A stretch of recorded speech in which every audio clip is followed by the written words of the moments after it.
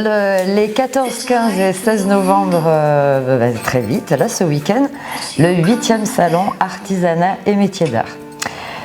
Une trentaine d'artisans seront présents du vendredi matin au dimanche soir. On a quelques artisanats qui n'étaient pas représentés jusque-là. On a une mosaïste cette année qui vient, Martine Fidaler.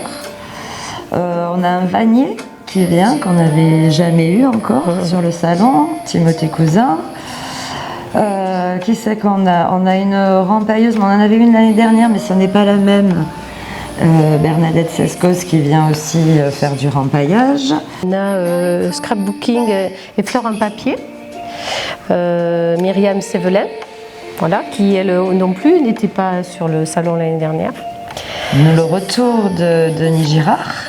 Ouais, l'enlumineur qui revient cette année et que nous accueillons avec plaisir. Nous avons une créatrice d'horloges originales. Alors elle ne crée pas les horloges, elle crée le support de l'horloge. Voilà, moi j'en avais jamais vu non plus. Bon, et après on a les artisans, artistes j'allais dire, mais ce sont des artistes aussi, que l'on a un peu l'habitude de rencontrer sur le salon. Sculpteurs sur bois, céramistes, chantourneurs, stylistes, couturières, ébénistes aussi, voilà, shaper qui revient, voilà. Alors en effet, cette année, Jean-François Devineau va faire de la sculpture sur glace samedi et dimanche. Sur les 2 jours, il fera deux sculptures, une sculpture chaque jour. Par contre, cette année, il ne vient pas tout seul. Il vient avec Axel Le Bélanger et qui se prépare pour la Coupe du Monde de pâtisserie en 2027 et qui veut justement apprendre de Jean-François comment sculpter la glace. Alors, il y a 4 ans, il avait fait des sculptures sur glace avec des instruments électriques, tronçonneuses, enfin tout ça.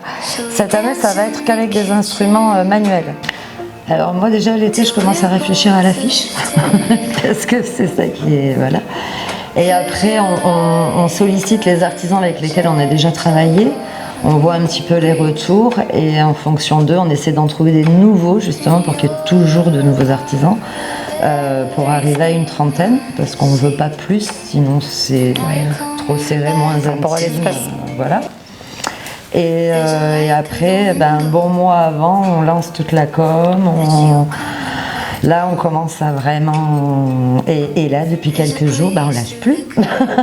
Ça y est, on est à la dernière ligne droite. Tu es modeste parce que je dirais qu'on commence à démarrer dès le mois de mars, à envoyer, à solliciter les artisans pour s'inscrire au salon.